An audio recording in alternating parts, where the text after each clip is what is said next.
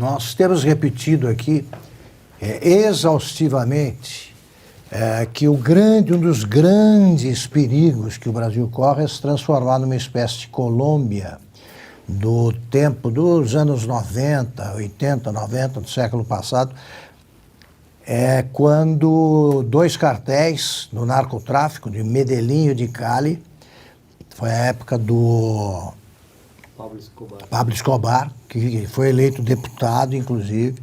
Foi a época em que os cartéis fizeram o diabo na Colômbia e mostraram que dominavam o país.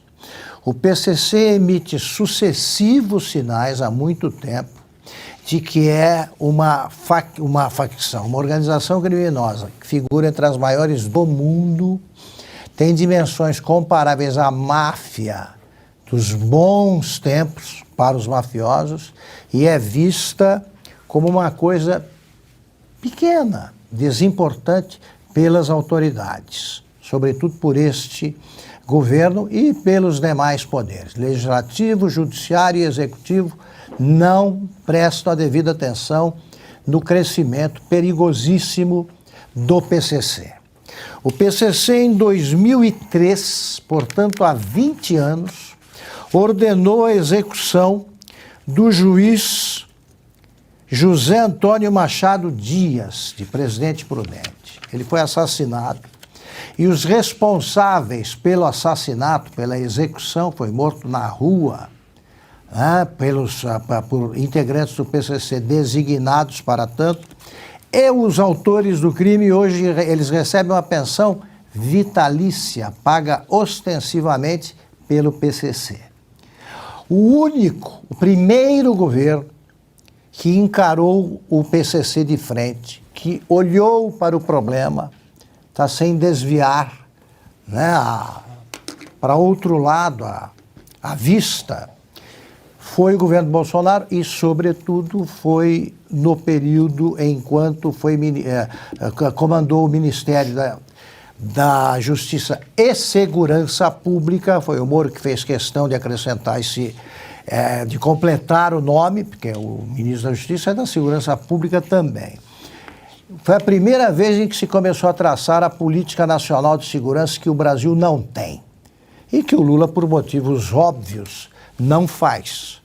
Eu não comentei o tema anterior, agora é muito simples. O Lula está querendo deixar sob sigilo as visitas ao Palácio, porque até ele sabe que, o crime de formação de quadrilha ou bando é tipificado com muita simplicidade.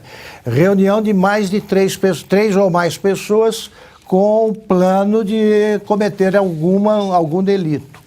Se você fizer uma reunião do Ministério, você pode prender aí de 4 em 4 o Ministério inteiro. Voltando ao que nos interessa agora. A lei de segurança, a política de segurança nacional não existe e o PCC faz o que quer. Controla as cadeias, fecha acordos com governos estaduais, depois de apavorar as populações das capitais e de outras cidades. Uma organização criminosa, e são todas parceiras, tem a rivalidade ali interna entre os criminosos, mas eles se juntam contra os homens de bem e poupam criminosos.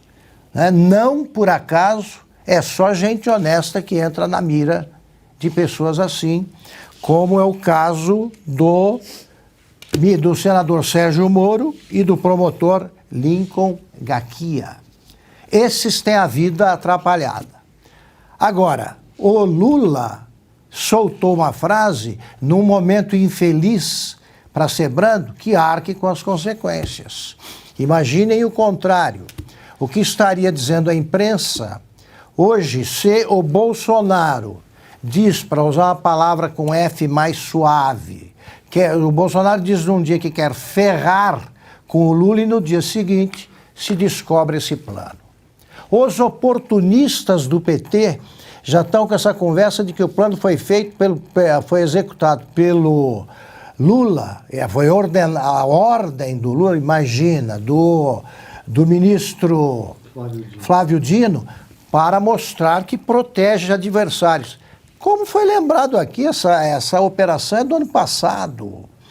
No ano passado tem nada a ver com o governo Lula. A Gleisi, como veremos, já fala, não, olha como o Lula é generoso. Quer dizer que ele sabia que o Sérgio Moro era alvo do PCC e mesmo assim diz que gostaria de ferrar o senador Sérgio Moro? Então é um político cretino, no mínimo. Se sabia dessa operação, não deveria dizer o que disse. Se o Lula sabia, não deveria dizer o que disse. Né? Se não sabia, então não pode ninguém dizer que ele protege adversários, ele deseja o mal para os adversários. Agora, de novo, ou o Brasil deixa de proteger bandidos e começa a combater de frente a chaga que mais cresce aí no organismo brasileiro, o organismo político, moral, toda judicial, tudo isso. Ou combate isso ou se rende. A Colômbia chegou a se render, demorou anos ou décadas para escapar dessa. E a gente está olhando isso aí como se fosse, não, é um pequeno grupo. Não está na favela da Maré, por exemplo, lá é outro grupo, não é tão grande assim. Ministros visitam favelas, então não domina todos, etc, etc.